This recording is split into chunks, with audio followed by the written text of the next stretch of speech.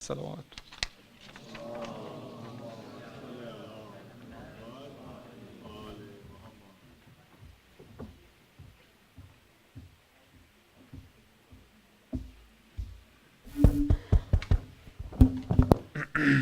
أعوذ بالله من الشيطان الرجيم.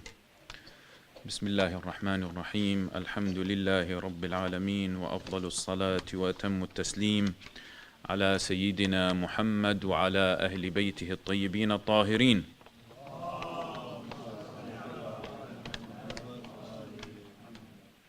Thank you. Fortunately, not a very loud salawat because we'll all blame the fasting. So we'll start again. Take two. صلوا على محمد وآل محمد. ما شاء الله أحسنتم. قال الله تعالى في محكم كتابه الكريم: بسم الله الرحمن الرحيم.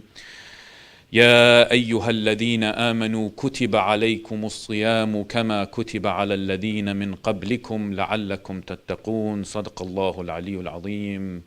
My sisters, my brothers, assalamu alaikum wa rahmatullahi ta'ala wa barakatuh. We discussed yesterday this particular verse and how we can be God conscious. Just a show of hands, who was here yesterday? Okay, so majority were here yesterday. So I'm not going to go through much of the introduction. Just for those who were not here, we were discussing about how we can become God conscious, how we can become muttaqeen. And this is an opportunity for us, as the holy month of Ramadan. Allah subhanahu wa ta'ala says that I have prescribed to you a siyam so that you can become God conscious. And today our mission is, and in the fortnight coming, is for us to strive to become God conscious, practically strive and be as honest as possible. And as I said yesterday, there's no point me lecturing here and there isn't a movement, a change in me, first of all, first and foremost in me. And I'm trying to reflect on myself and how I can get close to Allah, and like to share that with you. And we come together so that we get closer to Allah subhanahu wa ta'ala. We described this yesterday, which is this particular model of what we call the 3G, where the 3Q, sorry, not the 3G. 3G is a different thing, isn't it? The 3Q, which is the IQ, intellectual intelligence, where you have the knowledge, you gotta get the knowledge so that you can aspire in life. There is the EQ, which is the emotional intelligence. You've all heard of them. Not a lot of people have heard about the SQ, which is spiritual intelligence. And all these three, they say, gives you some sort of an aspiration in life, motivates you in life. This is the sort of the non-religious literature, right? But we've come as Muslims and say, look, in our teachings, in Islamic teachings, all this is absolutely covered by the Quran and by the other sources of the Hadith and Nahj al-Balagha. And we are here in this series to actually discuss this and prove that this is the case.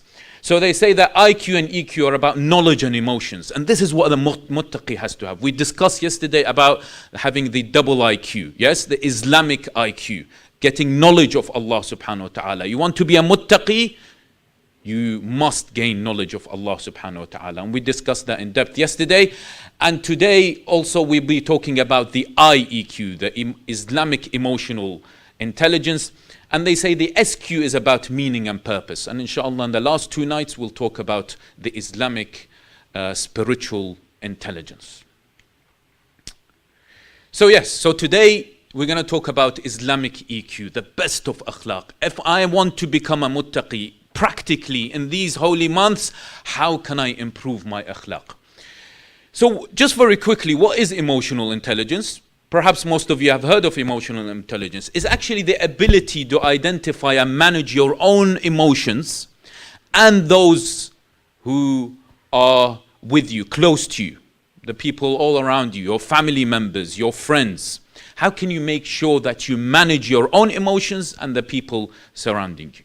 And this is very, very important when we come to discuss about spirituality, because if I want to become close to Allah subhanahu wa ta'ala, if I'm seriously motivated to get closer to Allah subhanahu wa ta'ala, then it's vital that I control my emotions.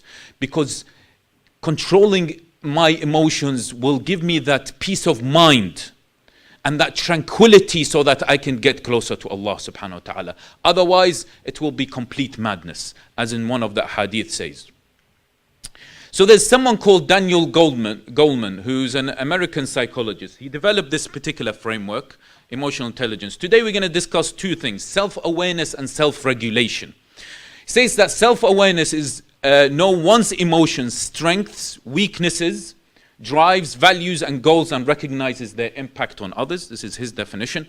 And also self-regulation, where you manage or redirect one's disruptive emotions. And we're going to mostly talk about this disruptive emotions and impulses, and adapt to changing circumstances. So basically knowing your own emotions. And you actually identify your own weaknesses as well. Which particular part of your emotions you are weak in, right? And mostly today, inshallah, we'll be referencing, as we have done yesterday, the sermon 193 of Nahj al-Balagha, which I highly recommend, Khutbatul Muttaqeen, the sermon of the God conscious. And our aim today, together inshallah, is for us to increase in our IQ, increase in our Islamic emotional intelligence. This is part of the sermon, the khutbah, and I've taken this particular part as it focuses on one particular emotion, which is anger. This is something we're going to concentrate on today, inshallah. So, very nicely, Amir al-Mu'mineen Ali ibn Abi Talib, sallu ala Muhammad wa ali Muhammad.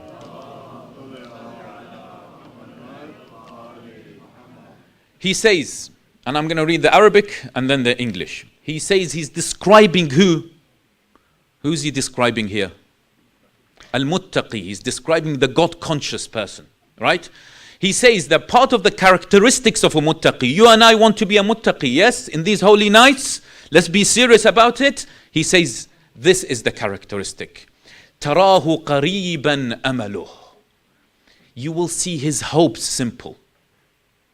Not that, my hopes in life is for me to get this flashy car, that after 2-3 years I will want another really spanking car. No. My hopes in life isn't so that I can marry the most beautiful wife out there. I don't care about her akhlaq, about her tadayyun. I just want the most beautiful wife. And similarly, for the most handsome boy out there. That's not my hopes in life. This is the muttaqi speaking, yes? I don't want this glamorous lifestyle. Working so hard, morning till evening, hardly seeing my children, my family at all. I just want to earn millions. That's not the muttaqi's hopes in life. His hopes are simple.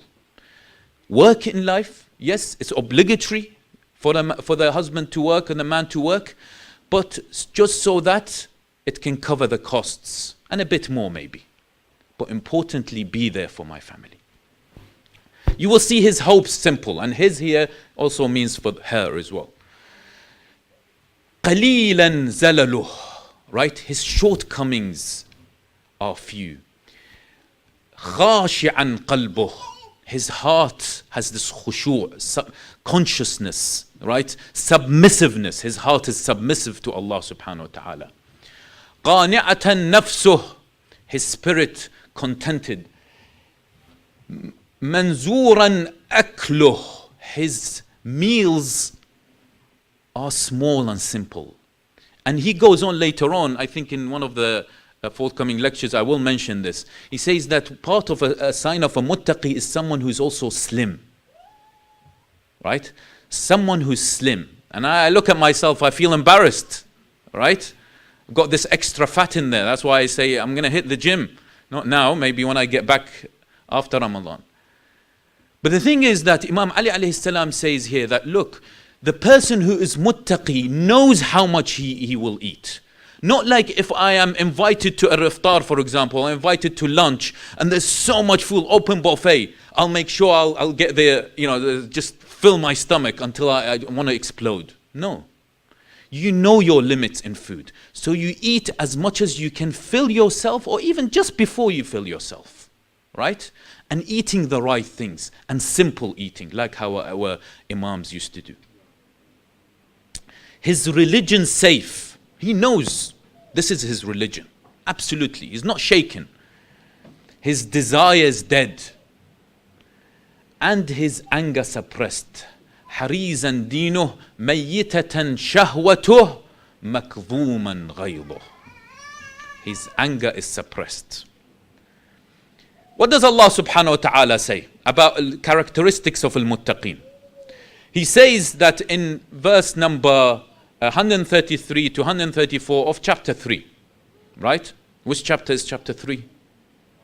Ali Imran, thank you. Bismillah ar-Rahman ar-Rahim, fantastic verse, contemplating and tadabbur in the verses of the Quran. Not just reading, remember, at-tadabbur, concentrating on it. وَسَارِعُوا, it's a race. وَسَارِعُوا إِلَى مَغْفِرَةٍ مِّن رَبِّكُمْ وَجَنَّةٍ عَرْضُهَا السَّمَاوَاتُ وَالْأَرْضُ عِدَّةٌ لِلْمُتَّقِينَ. Be quick in the race for forgiveness. This is the race for forgiveness. Let's all have a race. Who is going to win this race of asking Allah subhanahu wa ta'ala for forgiveness? Let's make that a race. Not who's going to make, let's race who has the best of houses and who has the best of cars and who is, no. Let's race towards who actually forgives, asks for forgiveness and also forgives for others. Right? From your Lord, and for a garden whose width is that of the whole of the heavens and the earth. Who are those? These are the God-conscious people. What are the characteristics of the God-conscious people? Oh Allah, He says, الَّذِينَ يُنْفِقُونَ فِي السَّرَّاءِ وَالضَّرَّاءِ. Those people who give charity in public and in private. And I just want to stop here and pause and reflect to what Brother Sayyid Ali Ja'fari said, right? And these are important nights, my brothers and sisters. Yes, a lot of us, maybe we do give to charity, right? But give a bit more to charity in these particular nights, because they will be tripled, quadrupled, and Allah subhanahu wa ta'ala will give you so much reward for remembering those who are needy in these particular nights, right? So do please support those people. Allah subhanahu wa ta'ala says, if you want to be a muttaqi, if you want to come close to me, be like Rasul sallallahu alayhi wa sallam, be like Ali ibn Abi Talib alayhi salam, who used to share his food with the needy, right? Let's do that as well. There are not many people who are needy in these societies, but there are many people out there back home in Iraq, in Pakistan, and other places. وَالْكَاظِمِينَ الْغَيْظِ. He says the characteristics of al-muttaqi is those people who give in charity to privately and in public, and also they are God conscious. And also they are people who restrain anger, right? And pardon all men. وَالْعَافِينَ عَنِ النَّاسِ وَاللَّهُ يُحِبُّ الْمُحْسِنِينَ. For Allah loves those who do good. So Allah subhanahu wa ta'ala is saying that if you want to become God conscious, I want you to restrain your anger. Not just restrain your anger, I want you also to forgive people, to pardon people. These holy nights, my brothers and sisters, are so important that if you have upset someone, or even if someone has upset you in the community, or wherever, right? Try to forgive them. That will clear your heart of any oppression that you have in your heart. It will set you free. Trust me on this. Because if you have this in your heart, where you are actually continuously having hatred towards these particular individuals, even if you think they have actually made injustice over you, then forgive them. Al-Rasul sallallahu alayhi wa sallu ala Muhammad wa ali Muhammad.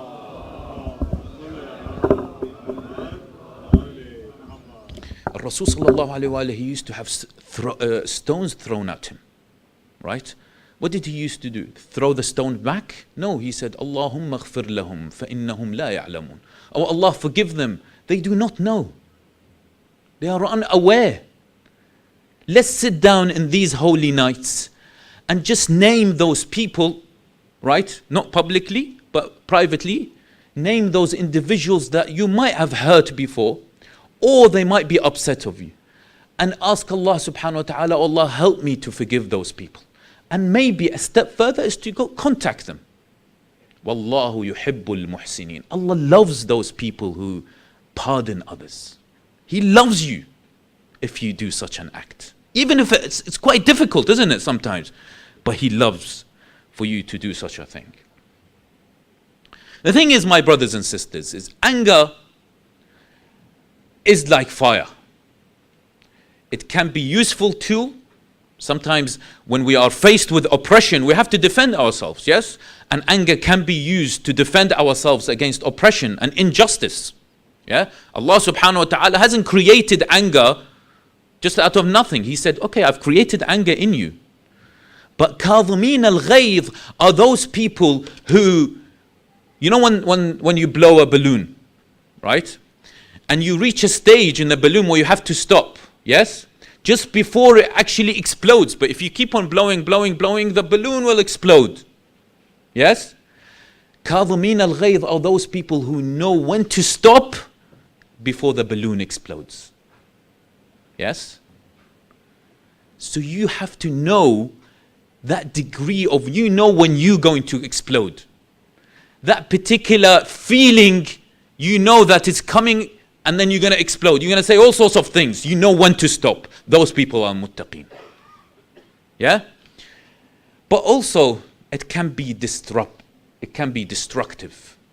And you all know, I know what that feels. When I've become angry before, I know that can be destructive. Trust me, my wife will tell you. Right? And I'm sure you can relate that. Because I'm a human being. I'm learning as well. Yes? And we all need to learn in these holy nights. So what I want you to do, 20 seconds. Right? Don't make this a flop, yeah? 20 seconds, right? I want you to reflect. Close your eyes if you wish, right? But this is a personal reflection. Think about, recall the last time your anger was destructive.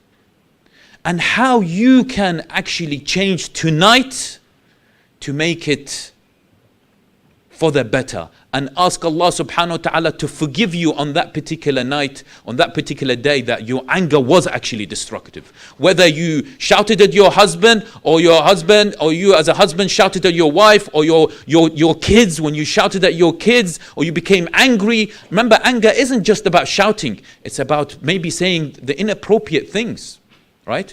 So take 20 seconds. You must have been angry. If you haven't, then mashallah. But if you have, reflect on it. 20 seconds, inshallah.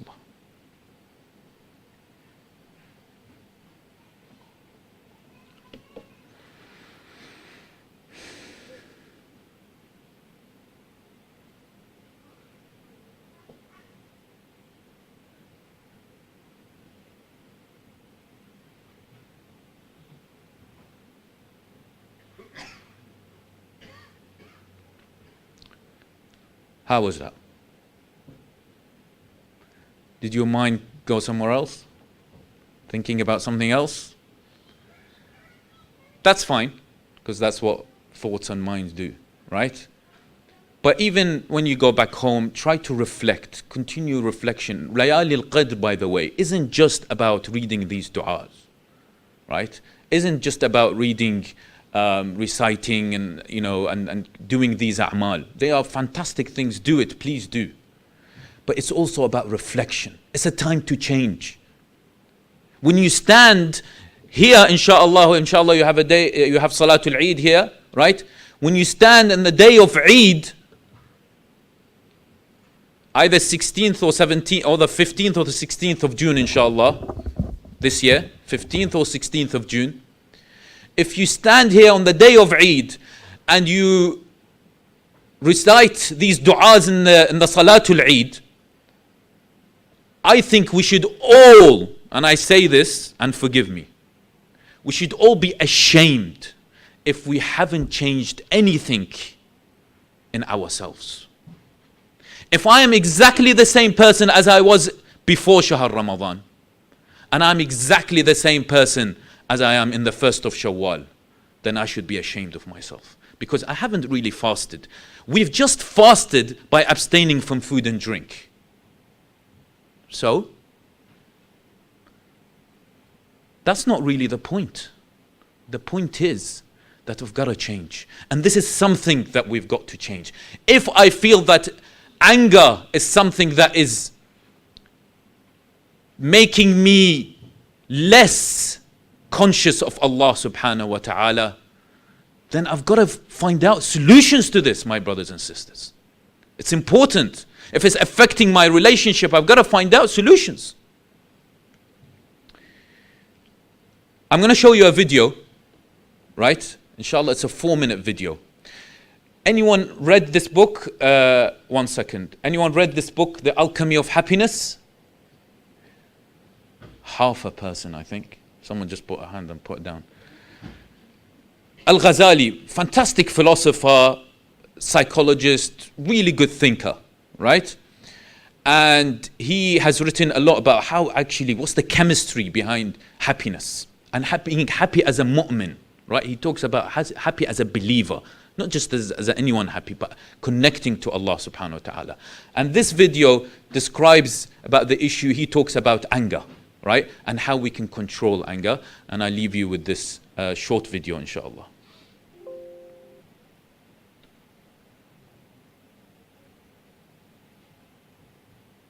Know that anger is built into all people so as to be a weapon which defends them from harm. However, when excessive, it becomes harmful as it clouds the intellect. When deficient, it is equally reprehensible and leads to cowardice. The best state is moderation, when anger is balanced under the command of the intellect. Know that the treatment of anger, and to bring it under control, is an obligation. In order to treat it, one must know the 5 causes of anger. 1 is pride. 2 is vanity. 3 is mockery. 4 is blame and fault-finding. 5 is greed. Treatment is a combination of knowledge and action, theoretical and practical. The theoretical treatment is to know that there is spiritual reward in suppressing anger. The practical treatment is to say, I seek refuge with God from the accursed Satan. If you were angered while standing, you should sit. If you were already sitting, you should lay on the ground. If you were still not calmed, you should purify yourself with cold water. Anger comes from the devil, and its nature is fire. So extinguish anger with water. Know that people are in different classes. One class is both hard to anger and hard to please. Another is easily angered and easily pleased. The worst people are those who are easily angered and difficult to please. And the best people are hard to anger and easy to please. Know that blessed character occurs when one swallows their anger by choice. However, if anger is suppressed by weakness in character, it ferments and becomes hatred. Therefore, hatred is the offspring of anger, and from it grandchildren are born, among which are violence, malicious joy, or schadenfreude, rejoicing in others' misfortune, harmful talk like backbiting, lying, and insulting, cutting off family ties and not repaying debts, and envy. Know that envy is the dislike of another's blessing and the desire for that blessing to disappear. However, if you simply desire to have that blessing for yourself, but do not wish for the other person to lose it, and do not dislike that the other person have it, it is not envy, but competition, and can be praiseworthy. Know that the remedy for envy also starts with the theoretical treatment. Understand that envy harms you and benefits the envied person. The envier is like a woman who throws a stone at her enemy. It misses and it returns to hit her in the right eye and blind it. Her anger increases. Again, she throws harder, and it returns to strike her in the other eye and blind it. She throws again, and it returns to strike her on the head. She does this while her enemy is unharmed, and who sees her and laughs. The practical remedy is to root out the causes of envy from one's heart. As mentioned earlier, envy is a byproduct of anger. So to remove envy from one's heart, one must address the cause of anger, whether it be pride, vanity, or any combination of causes. Know that there is no greater intimacy with God than doing good to the person who does evil to you. If that is too difficult, then at least forgive, for the virtue of forgiveness is great. صلوا على محمد وآل محمد.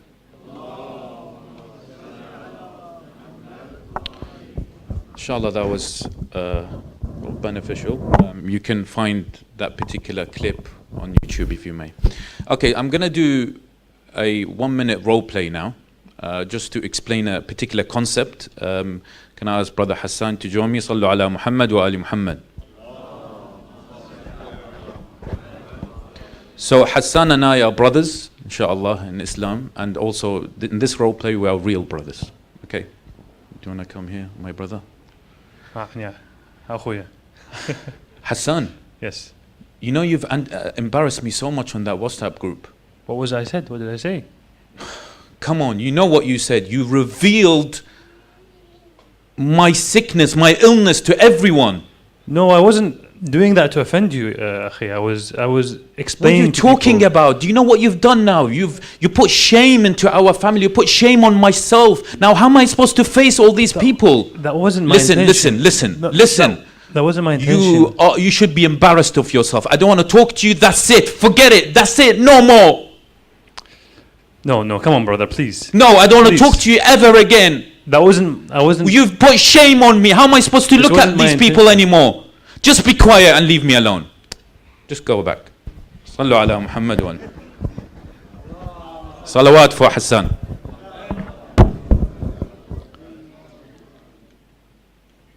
Okay. I'm just going to refer to that particular example in explaining how we can control our anger. And I'm going to go, inshallah, I have 15 minutes left. If you want to know more about what I'm going to talk about, is going to involve a bit of, inshallah, some explanations on certain issues. I've explained this before in my lectures, but inshallah, if you have any further questions, I'll be available, inshallah. So there is this anger iceberg, right? And what happened, what you just witnessed now, is that Hassan, as my brother, he wrote about my illness wrongly in a WhatsApp group that is full of my friends, right? And they all know about it, and I didn't want that, right? So what happened is a thought came in my head, yes, and started to trigger emotions in me, yes? Started to trigger emotions. So I was overwhelmed, I was disappointed, I was actually scared that all these people know all about my illness now, yeah? I was worried, I was actually offended. All these particular emotions are as a result of my thoughts. Yes, a thought came to my head and said, oh my God, look what Hassan has done. Go and talk to him and make sure you tell him off. Just bear that in mind. We have this concept of the mind. Yeah? I just want a show of hands. Who's heard me talk about this before? Okay, 4. Okay, you guys don't go to sleep. 4 people. All right, so we have the concept of mind. What I believe, our mind, the so-called mind, is like an engine, right? It's churning. What is the input to this engine? is the environment, whatever my environment is, senses, experiences, events, sometimes random things. They input into this thing called the mind, which churns up, does something, and it outputs what? Outputs a thought. Yeah? It cooks up something and you get a thought. In this particular instance, a thought came into me. He said, how dare he reveal what's in my, my illness in WhatsApp group? Make sure you go and punish him. Become angry. That was the thought. And then I got emotions. Emotions are a result of your thoughts.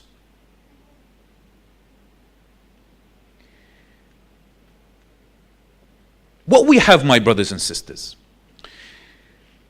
is a problem. Okay? The problem is that what we tend to do is always associate ourselves with our mind. We give so much importance to our mind. I don't mean here our intellect, our brains. I don't mean here. I mean this part of us, which is called the mind, that cooks up the thoughts. Okay? So basically, we give so much importance to our thoughts.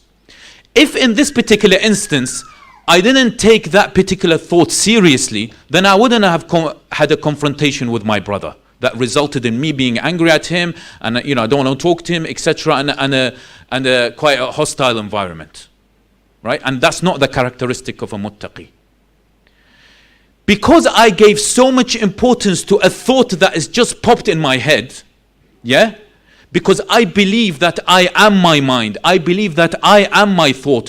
What defines me as Ali is not I am a muttaqi, I am God conscious. No, what defines me subconsciously is my thoughts. Because I take my thoughts seriously. Whatever I thought I get, I make sure that I either pursue it or I think about it and dwell a lot about it. The reason why I say that is because we tend to feed our ego. What happened just now is I fed my ego. My ego was threatened. He broadcasted to everyone that I've got this illness, right? And people are going to look at me with shame. People are going to look at me with shame. Maybe it's an embarrassing illness. So my ego is threatened. My ego is absolutely threatened. How am I supposed to increase the degrees, intensities of my ego? It's for me to accept that particular thought that said, look, the mind, I'm going to cook up a thought that will increase your ego, will make my ego stronger. And that thought was to go and shout at your brother. You guys with me?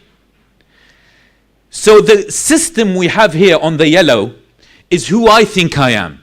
My mind produces the thought, and the thought feeds my ego constantly, gives food for my ego, right? Whereas if I do not, and remember ego, this selfness, selfishness, is not the signs of a muttaqi, is not the signs of a conscious person. Conscious person, Allah, muttaqi, someone who is close to Allah subhanahu wa ta'ala. Right? If my anger, I want to control it, then I should disassociate myself with these thoughts that come and sort of take me towards strengthening my ego. Because at the end of the day, if your anger, in most of the cases, if it's going to be destructive, just like now when you saw in that role play, it's a destructive, it destroyed two brothers' relationships, right? If it's going to be destructive, then it's because you actually worshipped your own thoughts. You worship that thought subconsciously. We're not aware that these thoughts come in so fast. They say that approximately we get around 60 to 70,000 thoughts per day. But I'm not conscious of these thoughts. They just come about and I'm not really conscious of it. A muttaqi is someone who's aware of the thoughts that they get. When my emotions wants to be triggered, a thought comes in and wants to increase my ego, I'm aware. إِنَّ الَّذِينَ اتَّقَوْا, those people who are conscious of Allah, إِذَا مَسَّهُمْ طَائِفٌ مِّنَ الشَّيْطَانِ. If a shaitan comes even close to him, what happens? إِذَا مَسَّهُمْ طَائِفٌ مِّنَ الشَّيْطَانِ تَذَكَّرُوا. They become conscious. They say, wait a second, my thought, that is a bad thought. I don't want this thought. So I'm going to calm down. That's a state of al-muttaqi. The states of our prophets and imams, they used to get bad thoughts, of course. But they're humans. But they used to know how to control their thoughts. And they say, no, thank you very much. Nabi Yusuf alayhi salam, when he was faced with that particular, the wife of the wazir, he got the thoughts. The shaitan came in, of course, and said, oh look, she's amazing looking and stuff like that. He said, I know, these are the thoughts of the shaitan. This is my mind playing around with me. I'm going to stop here. I'm a God-conscious person.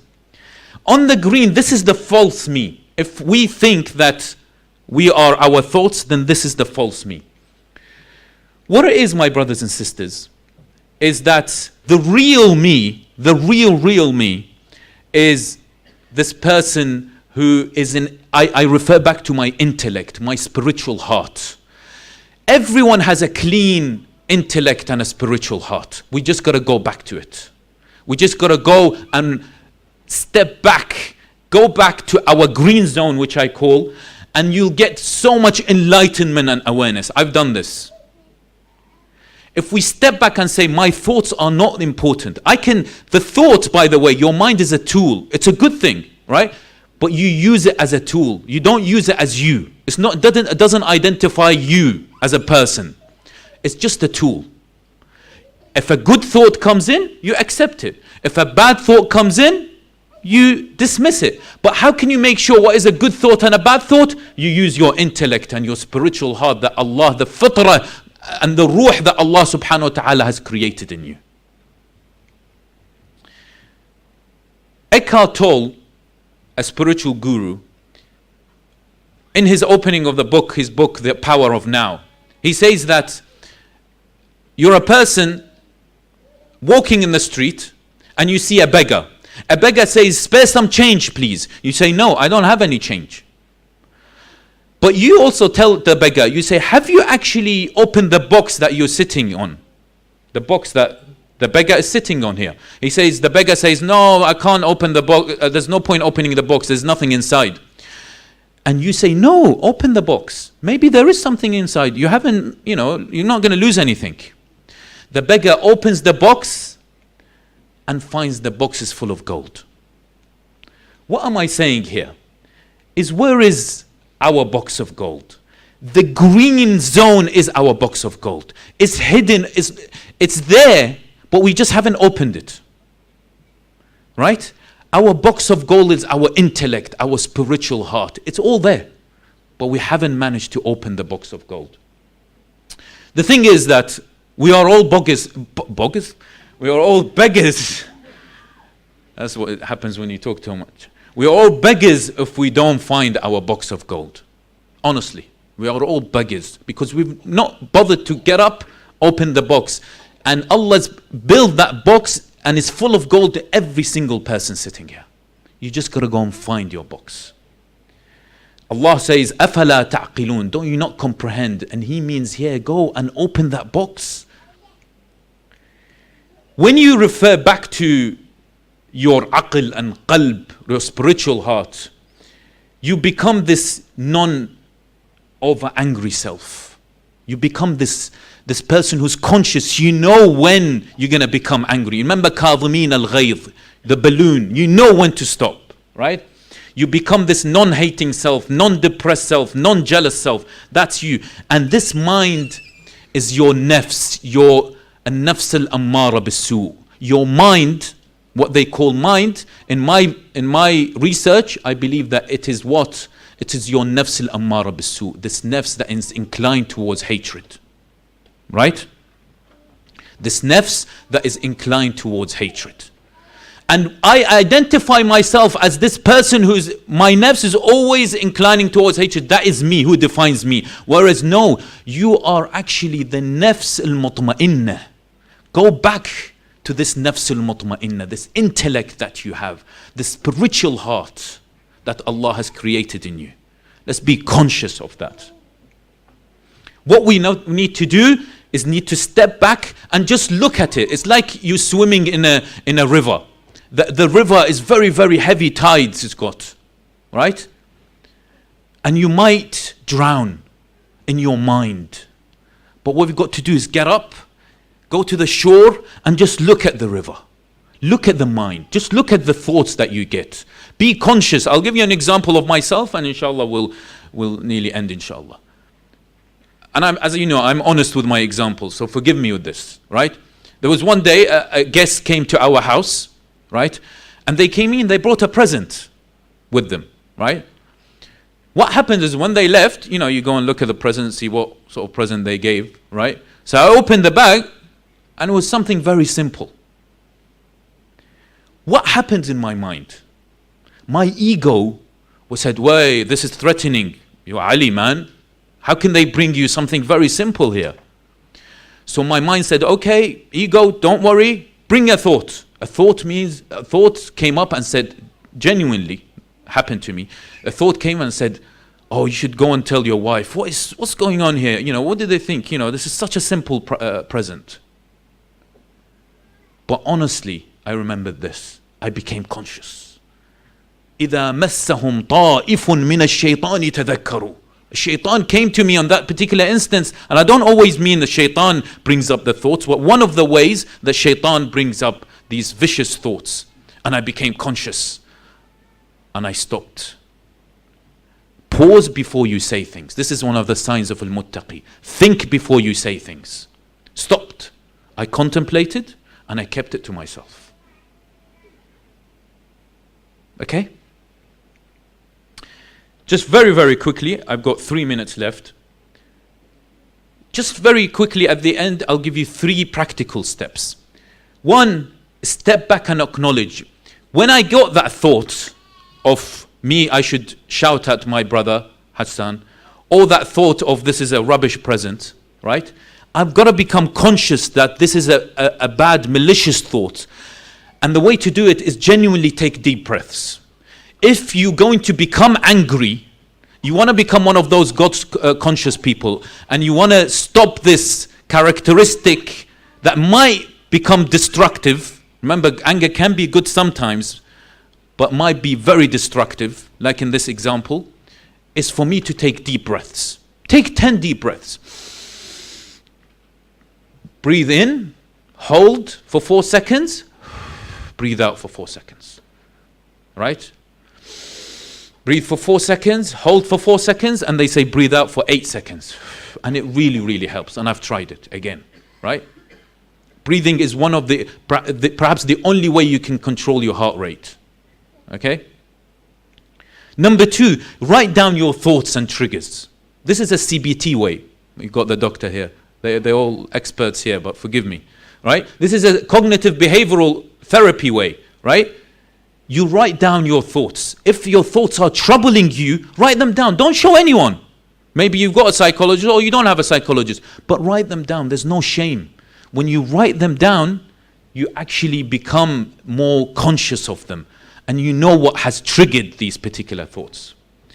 And reflection and mindfulness. This is so important, my brothers and sisters.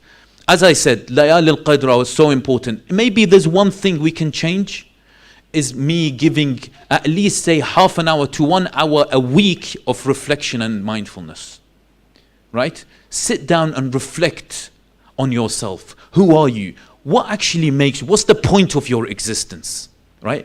And try to acknowledge the thoughts you get. Try to understand the system of the mind and the intellect. Because Allah will find you. Will find a route, a direct route for you. If you are genuine. People might say, what is this all theory? But trust me, if you are with Allah, Allah will find you where your qalb is, where your intellect is. Because He's created it and it's there. So therefore, in summary, we've talked about, in one of the sermons of today, we talked about Islamic EQ. We talked about the sermon of Al-Muttaqeen, and those people, Kadhimin al-Ghayz, right? They strain their anger, and we talked about how we can control our thoughts. And inshallah tomorrow we'll continue with this. Sallu ala Muhammad wa ali Muhammad. Tonight, of course, I'll take one more minute inshallah of your time. Tonight, of course, it is also a very difficult night for the Muslims, and specifically for Shia of Amir al-Mu'mineen. And importantly, when we remember these particular nights, the nights of when Amir al-Mu'mineen alayhi salam was struck, right? We remember this individual was a magnificent individual. I want to be like Ali ibn Abi Talib, and it's fine. Have this aspiration for the younger kids. I tell you this: be like Ali ibn Abi Talib. Have this aspiration in your life. Like, I want to be like Ali ibn Abi Talib in my life, right? And one of the ways is, of course, to try to follow these characteristics of al-muttaqeen, as how he described in Sermon 193. The family and those close to Imam Ali will not leave his side. He lay dying before their eyes tonight. It is hard to imagine anyone else surviving for 3 nights like Ali did after that poisoned sword struck his head. Should they now hope that their leader will survive? Their passing hours were crushing any hope. What time they had left with him was indeed very, very short. Imam Ali consoled them with his final words of advice. These are the final words of Ali ibn Abi Talib. In it, he kept repeating this phrase, Allah, Allah. His poem by Dr. Hussein Saleh. Allah, Allah, guide my breath to say these words to those gathered at my death. Allah, Allah, be your watch and be your guide in the orphans and neighbors. Have them prosper by your side. Allah, Allah, be your watch and be your guide in prayers and Quran, in his Kaaba, in charity and goodwill, and the fast in the month of Ramadan. Allah, Allah, be your watch and be your guide in the holy Ahlul Bayt. To your Prophet they relate. Spare them harm and spare them hate.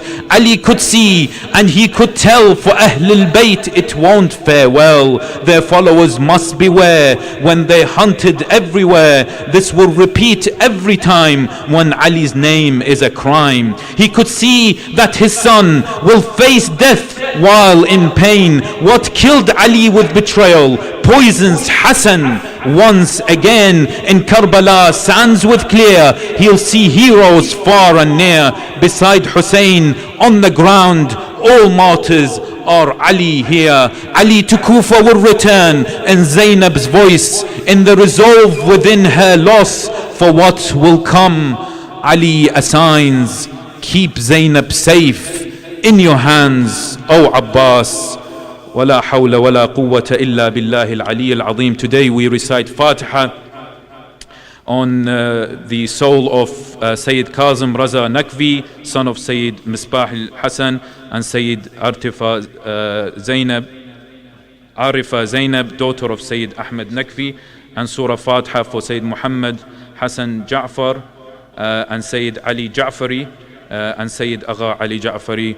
تسبقها الصلاة على محمد وآل محمد.